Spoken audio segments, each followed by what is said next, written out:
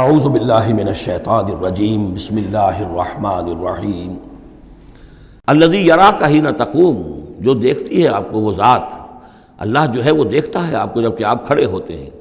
یعنی اس سے مراد یہ بھی ہو سکتا ہے کہ رات کو جب آپ کھڑے ہوتے ہیں، تہجد کے لیے آپ کھڑے ہیں. اور قم اللیل الا قلیلا ابتدائی دور میں تو بہت سخت معاملہ تھا رات کی نماز کا.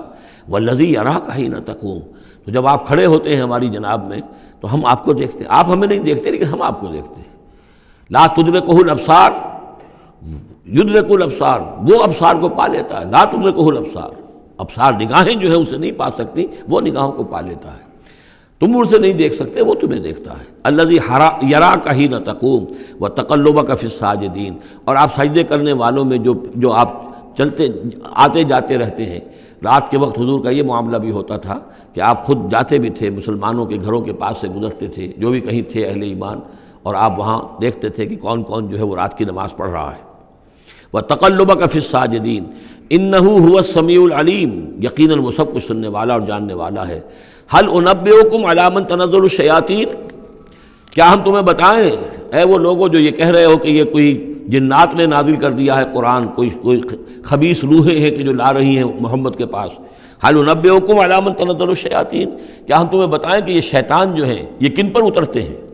تنزل علی کل افاک اسیم، یہ تو اترا کرتے ہیں ان لوگوں پر جو جھوٹے اور گناہ گار ہوں. ظاہر بات ہے کہ کل ہم جنس باہم جنس پرواز، تو جو لوگ خبیث ہوتے ہیں، خبیث جو تو خبیث کی طرف ہی وہ آئیں گے. اگر یہ لوگ جو ہیں شیاطین جن ہیں تو انسانوں میں سے بھی انہی کے ساتھ ان کا رابطہ اور تعلق ہوگا جو خود بھی اپنے کردار کے اعتبار سے بہت پستی کے حامل ہیں. تنزل علی کل افاک اسیم یلقون السمع واکثرهم کاذبون، وہ کچھ سنی سنائی باتیں لا کر القاء کرتے ہیں اپنے عاملوں کے کانوں میں لیکن اکثر وہ جھوٹی ہوتی ہیں. والشعراء یتبعهم الغاوون، ایک اور خیال یہ تھا کہ شاید محمد نے شعر کہنے شروع کر دیے ہیں، یہ شاعری ہے جو قرآن کی شکل میں وہ پیش کر رہے ہیں. دیکھو شاعروں کا کردار کچھ اور ہوتا ہے، محمد کا کردار کچھ اور ہے. والشعراء یتبعهم الغاوون، شاعروں کی پیروی کرنے والے تو اکثر و بیشتر وہ لوگ ہوتے ہیں کہ جو بے راہ ہوتے ہیں. وہ لوگ جو ہیں عام طور پر، یہ اتنا پکا قانون ہے کہ اس میں تو مجھے کوئی ایکسیپشن نظر نہیں آتی.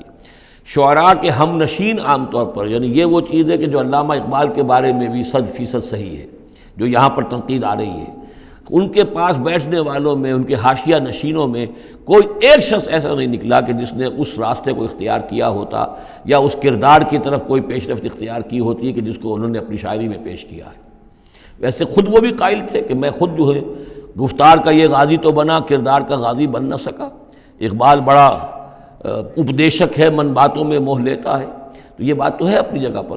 تو وہ لیکن اگرچہ اقبال کا معاملہ علیحدہ ہو جائے گا، بہت سے اعتبارات سے وہ بہت مختلف ہے، لیکن عام طور پر شاعروں کا جو معاملہ ہے، اسی لیے قرآن مجید میں سورہ یاسین میں آپ دیکھیں گے ما علمناہ الشعر وما ينبغی لہ، ہم نے اپنے اس بندے محمد کو صلی اللہ علیہ وسلم شعر کہنا سکھایا ہی نہیں، اور یہ ان کے شایان شان ہی نہیں ہے، یہ گھٹیا کام ہے، حضور کے مرتبے سے بہت فروغ ہے. والشعراء یتبعهم الغاوون، اور شعراء کی اتباع کرنے والے تو وہی لوگ ہوتے ہیں کہ جو حد سے گزرنے والے ہوتے ہیں. الم تر انہم فی کل واد یہیمون، کیا تم دیکھتے نہیں ہو کہ وہ ہر وادی میں سرگردان رہتے ہیں. ابھی مشرق کی بات کر رہے ہیں، ابھی مغرب کی کر رہے ہیں، ابھی آسمان کی کر رہے ہیں، ابھی زمین کی کر رہے ہیں.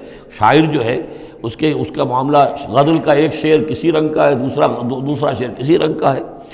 وَأَنَّهُمْ يَقُولُونَ مَا لَا يَفْعَلُونَ، اور سب سے بڑی بات یہ ہے کہ وہ لوگ جو کچھ کہتے ہیں وہ کرتے نہیں، وہ کہتے ہیں جو کرتے نہیں. انسان کے قول اور عمل کا جو تضاد ہے، قول و فعل کے درمیان اگر کوئی خلیج ہے تو یہ ہے سب سے زیادہ گھٹیا چیز. انسان وہی بات کہے جو کرتا ہو، اور وہی لوگوں سے کہے کہ جو خود جس پر عامل ہو، تو اس کے اندر جو ہے صحیح نتیجہ نکلتا ہے. وَأَنَّهُمْ يَقُولُونَ مَا لَا يَفْعَلُونَ، ہاں اس میں استثناء کیا گیا ہے. إِلَّا الَّذِينَ آمَنُوا وَعَمِلُوا الصَّالِحَاتِ، سوائے ان کے جو ایمان لائیں اور نیک عمل کریں. وَذَكَرُوا اللَّهَ كَثِيرًا، اور پھر ذکر کثیر کی مداومت کریں.